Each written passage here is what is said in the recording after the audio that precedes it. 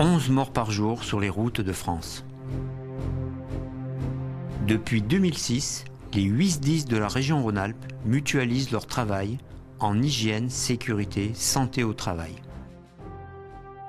1. Ardèche, Drôme, Isère, Loire, Rhône, Savoie, Haute-Savoie. 6,17 millions d'habitants, plus de 2000 véhicules opérationnels, près de 500 000 sorties d'engins par an. 37% des décès des sapeurs-pompiers depuis 10 ans sont liés au risque routier. Pas d'urgence sans prudence. 2002, Loriol, 5 morts dans un accident dramatique sur l'autoroute. 2002, 5 morts dans un incendie dramatique également à Paris. Les autorités, les sapeurs-pompiers ont dit il faut arrêter et il faut progresser sur la sécurité des sapeurs-pompiers en intervention. Et donc, à l'issue de la mise en place du groupe Pourny, la loi du 13 août 2004 a traduit un certain nombre de mesures indispensables pour progresser de façon considérable en matière de sécurité pour les sapeurs-pompiers. Alors le risque routier, c'est le premier risque pour les sapeurs-pompiers en termes de décès et en termes d'accidents graves. Il y a 10 ans, les sapeurs-pompiers, 25 morts, entre 30 et 40%, c'était le risque routier. On a baissé de moitié, puisqu'aujourd'hui, il y a encore malheureusement 12 morts chez les sapeurs-pompiers, et encore entre 35 et 40% d'accidents routiers, mortels ou graves. Et donc, ça reste la première cause d'accident chez les sapeurs-pompiers, et donc ça reste la priorité des problèmes à régler. Alors, il faut être pragmatique. Il s'est fait des choses dans la sécurité routière. On est passé de 13 000 morts à moins de 4 000. Donc, il y a des choses qui marchent. Eh bien, il faut les appliquer aux sapeurs-pompiers.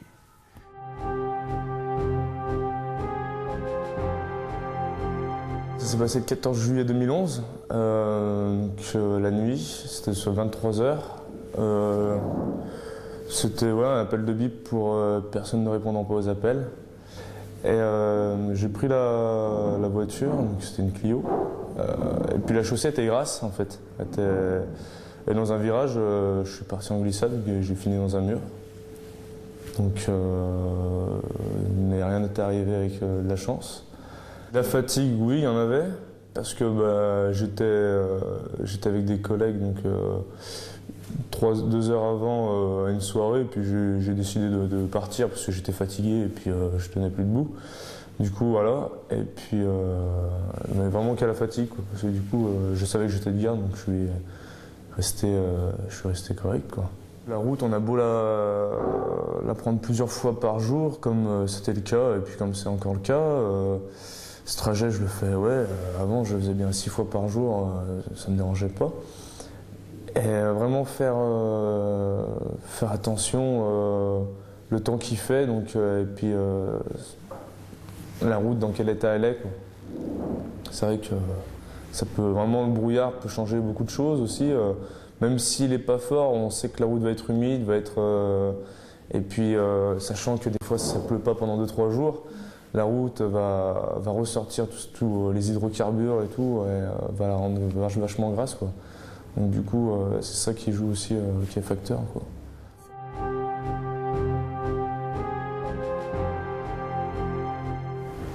C'était le 9 octobre 2011. On partait donc à 19h, on partait pour un accident de VL qui avait fait des tonneaux, donc départ de l'engin VSAB plus une tonne. Donc j'étais conducteur, je commence à partir, je sors de la caserne. Arrivé à peu près à 200 mètres, je sentais que ça glissait un petit peu, donc j'ai dit à mon chef de centre, à mon chef d'agrès, que je vais rouler doucement. Et arrivé sur la route de Brignais, c'est ça, Brignais. Donc en sortant de courbe, la route était à mauvais état, donc il pleuvait très peu. J'ai senti sortir mon VSAB derrière. J'ai tapé le côté gauche, côté du trottoir. Et là j'ai tapé une voiture en face et j'ai couché l'ambulance de mon côté. J'étais pas ceinturé, donc je suis parti. J'ai tapé la tête contre le pare-brise, j'ai eu une perte de connaissance. puis à mon collègue qui était derrière la cellule. Donc moi j'étais derrière dans la cellule, dos à la route. On a tapé la voiture, donc une Audi A3. Puis là, tout a basculé, l'ambulance s'est couchée. Moi j'ai tapé la tête assez violemment dans les renforts. Donc voilà, et puis après, je me suis relevé, j'ai marché.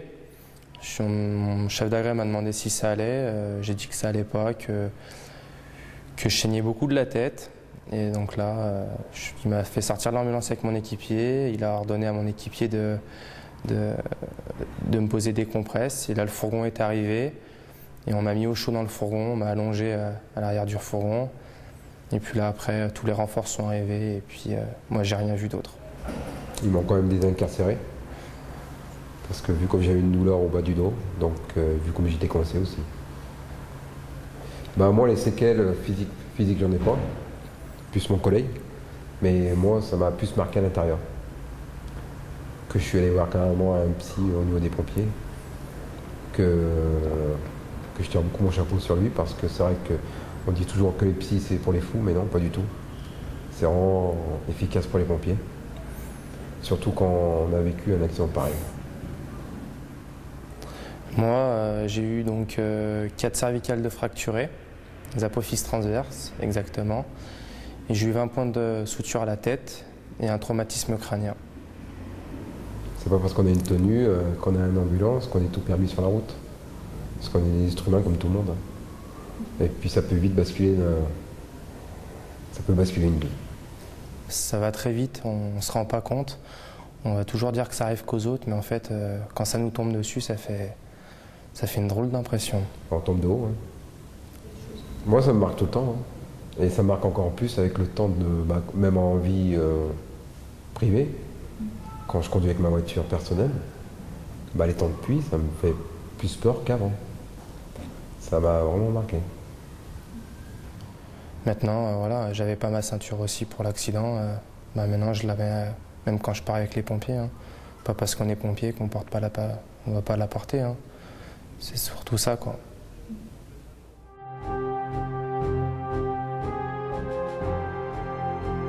Le 27 août donc 2012, à 11h55, mon bip a sonné donc, pour une intervention donc, feu de broussailles sur la commune de Vézeronce, tout près de la caserne de Morestel. Donc, à mon arrivée à la caserne, nous sommes partis donc, pour intervention feu de broussailles à 4 personnes. Donc, sur des allures modérées, on roulait à peu près à 50-60 km/h. Et pour des raisons de circonstances, le véhicule est parti de la voie de gauche sur la voie de la voie de droite sur la voie de gauche. Donc mon véhicule s'est mis à trembler, ce qui a engendré en fait des tonneaux, plusieurs tonneaux. Donc à ma reprise de conscience, je me suis rendu compte que les 3 personnes à bord du véhicule ont pu être évacuées rapidement. Sans blessure grave.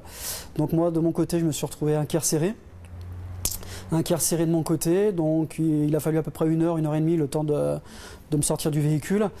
Résultat des courses, un transport sur l'hôpital de Lyon où j'ai eu un scalp au niveau de la tête, une oreille arrachée et des multiples contusions donc au niveau des genoux, au niveau des épaules. Alors aujourd'hui, j'ai pas forcément des appréhensions puisque j'ai pas eu d'erreur de conduite à proprement dite. Maintenant, je fais beaucoup plus attention.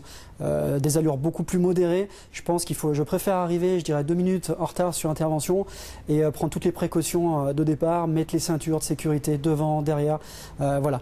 Aujourd'hui, on est pompier, on pense jamais à l'accident. Ça m'est arrivé et aujourd'hui, je mets ma ceinture et je fais très attention.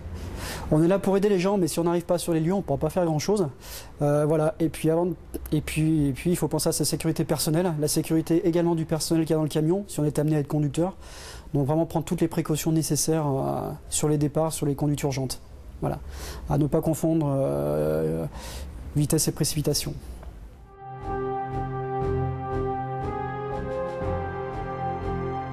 Donc il était 7h25 le 5 juin 2009, on était tranquille au petit déjeuner et quand on a été appelé donc, pour une jeune fille de 14 ans allongée sur la voie publique, inconsciente, sans autre précision, Donc nous sommes partis sur cette intervention à peu près à 500 mètres du centre de secours, en sortant du centre-ville, dans une rue où il y avait énormément de véhicules.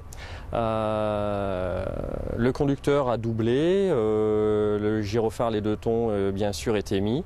On a doublé toute une file de voitures quand tout à coup on a bien vu une fourgonnette mettre son clignotant sur la droite pour monter sur le trottoir.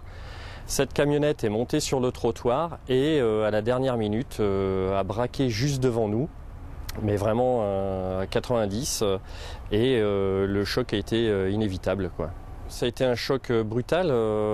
Les 4 pompiers ont été légèrement blessés. Il y avait 4 occupants dans cette fourgonnette, où il y avait 3 places, mais voilà, ils étaient surchargés.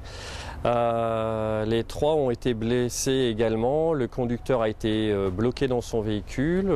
Il a fallu faire appel rapidement au VSR pour faire une ouverture de porte et extraire toutes ces personnes. Nous, on a été blessés légers, hein. Heureusement, le véhicule a absorbé vraiment tout le choc et nous, on avait plus des contusions au niveau des genoux parce que, bien sûr, on était contre le tableau de bord. On avait un stagiaire également, on était 4. Le stagiaire était à l'arrière du véhicule, heureusement assis, ceinturé. Et je pense que là, ça a marqué des points parce qu'il n'a pas été blessé non plus. Alors, moi ce que je retiens, c'est que bien sûr la ceinture nous a bien bloqués parce qu'un choc comme on l'a eu, on était à 60-70 km/h, on se trouve face à un mur. Chaque véhicule, chaque nouveau, tout le personnel qui rentre, je leur dis bien qu'on est à l'abri de rien et qu'on a beau être sapeur-pompier, on monte dans un véhicule, on met la ceinture. C'est vraiment la priorité que je mets, et surtout depuis cet accident, je renforce à fond les conducteurs là-dessus.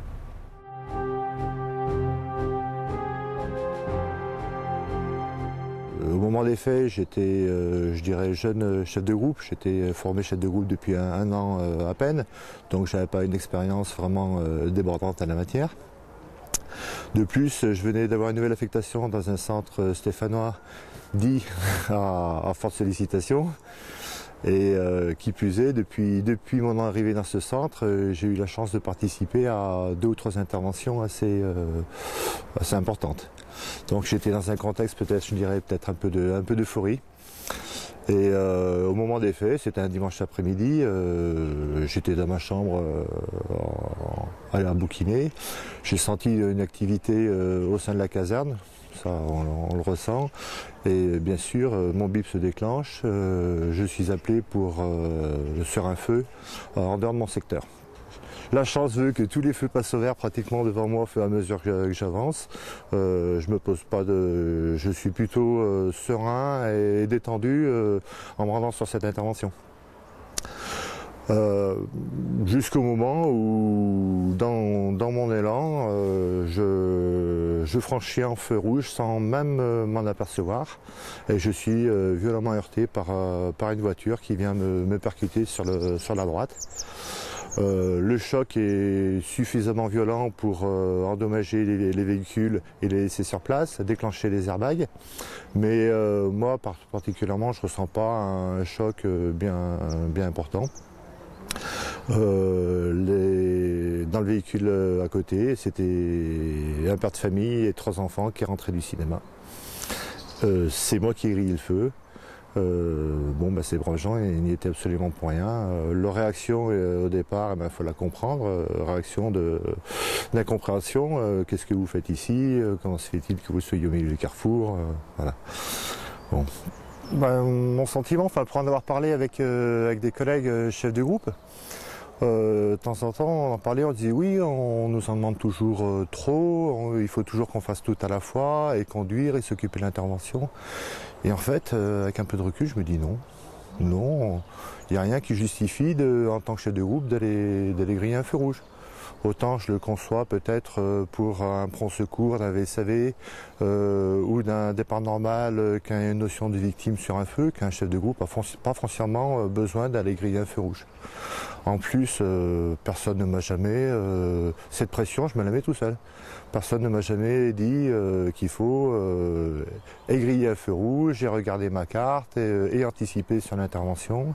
Donc maintenant, avec un peu de recul, je suis beaucoup plus serein et détendu sur mes départs. Cette expérience m'a fait un peu mûrir et ça me fait prendre un peu plus de recul sur les interventions. Donc si j'avais effectivement un conseil à donner à un camarade chef de groupe, je lui dirais cherche pas à tout vouloir faire tout seul.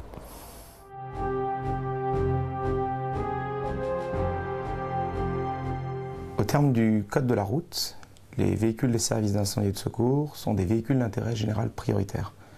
À ce titre, ils sont fondés à déroger aux règles instituées pour l'usage des voies, sous réserve de justifier de 3 conditions.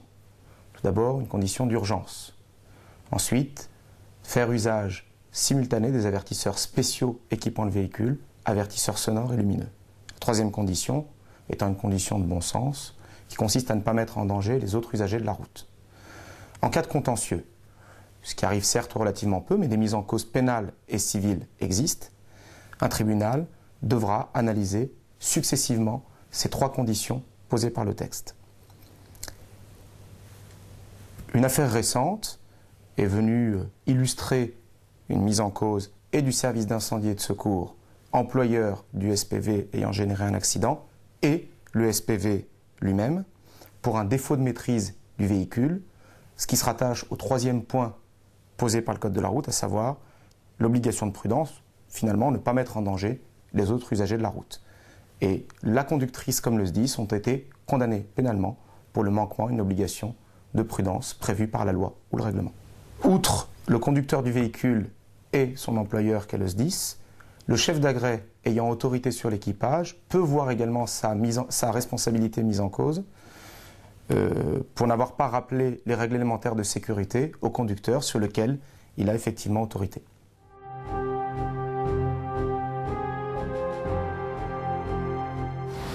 Donc mon accident s'est passé le 3 février 2008 en sortant de garde à l'issue du 24 heures, on va dire bien agité, donc où j'ai pratiquement pas dormi. Donc en fait je me suis assoupi en rejoignant mon domicile.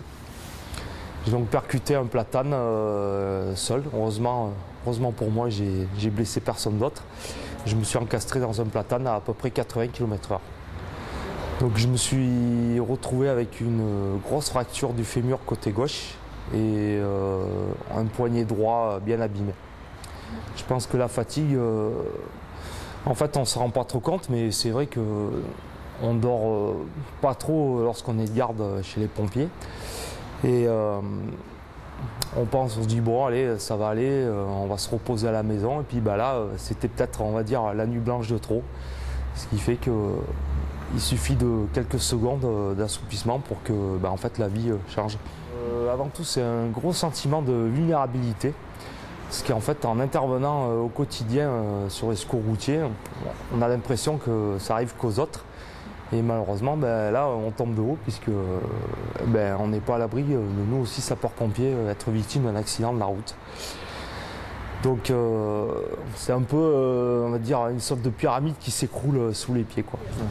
Donc si j'avais un message à faire passer à une jeune recrue sapeur-pompier, je lui dirais sois prudent, fais attention à toi.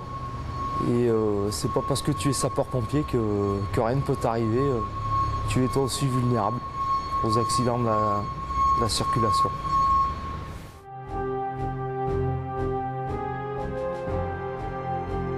Donc j'ai été victime d'un accident en retour d'intervention avec CCGC. Donc c'était le 3 octobre 2009. Et c'était un retour de mission après un feu de forêt sur les hauteurs ardéchoises. Donc nous étions sur un feu de forêt. Une fois le feu terminé, nous avons fait le plein de l'engin, donc à tonne pleine. Et j'étais en retour d'intervention sur une route sinueuse qui traverse le département de la Lozère. Et là, dans un virage, pour une raison que je n'arrive pas à déterminer, j'ai perdu le contrôle de l'engin et on s'est renversé et on a fait un tonneau. Nous n'avons pas eu de séquelles parce que je pense que la ceinture de sécurité nous a bien protégés. Parce que je pense que sans elle, les séquelles auraient été pires, quoi. Oui, avec le recul, forcément, j'y pense très souvent. Parce que dans la tête, quand même, si physiquement j'ai rien eu, moralement, quand même, ça fait travailler, ça fait cogiter.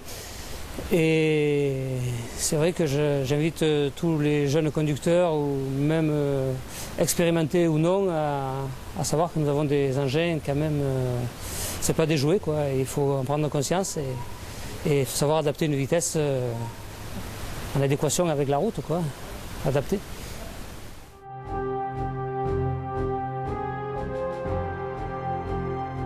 Donc l'accident il est arrivé le 31 mars 2009. Je suis par ailleurs conseiller technique départemental en sauvetage et blaiement et on organisait sur le secteur Annecy-Bugey dans l'Ain un gros exercice sauvetage et blaiement et le chantier dont j'étais responsable était terminé et donc je regagnais mon domicile et sur le trajet retour j'ai été percuté par une voiture vers 22h30 à peu près. Et voilà, ça a commencé comme ça. La personne en face était gravement blessée également. Elle était fortement alcoolisée, puisqu'ils ont relevé 1,60 g. Voilà, et ensuite en est découlé une incapacité de travail d'environ une année. Et j'ai la chance d'être encore là d'ailleurs. Alors les conséquences, elles ont été que j'ai été incarcéré, ils ont mis une bonne heure pour me dégager de la voiture.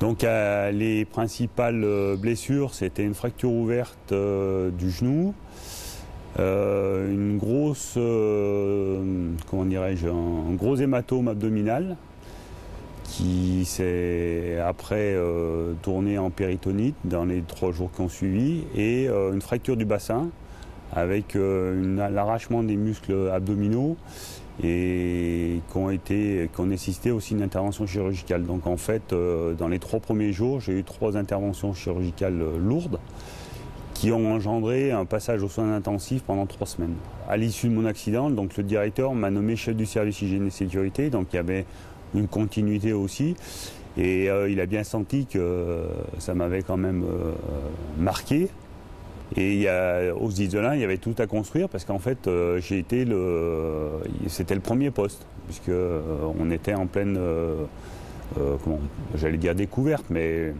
on s'inscrivait à ce moment-là dans le développement de la prévention. J'ai pas d'appréhension régulière mais bon de temps en temps quand je vois quelqu'un en face qui prend un risque un peu plus important, ça me fait réagir. Je suis un peu plus conscient aussi de ce que je pouvais faire auparavant.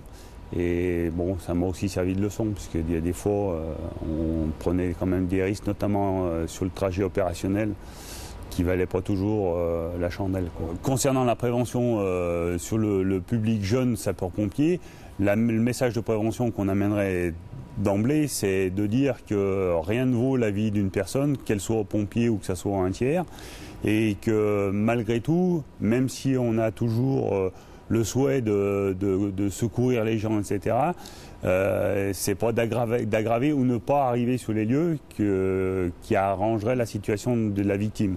Donc la priorité, c'est d'arriver sur les lieux entiers et aptes à faire remplir la mission. Voilà, c'est le message essentiel. Et après, quand on aura bien inculqué ça, je pense qu'on aura fait la plus grande partie de notre travail. En conclusion de tous les témoignages que vous avez vus, et je remercie d'ailleurs à cette occasion les gens qui ont accepté de témoigner pour améliorer la sécurité, et notamment la sécurité routière. Dans l'année qui vient, nous allons faire 500 000 sorties de véhicules opérationnels dans les 8 SDIS de la région Rhône-Alpes. Eh bien, ce que je vous demande, ce que je demande aux 500 000 chefs d'agrès, ce que je demande aux 500 000 conducteurs, c'est d'être les premiers acteurs de la sécurité routière.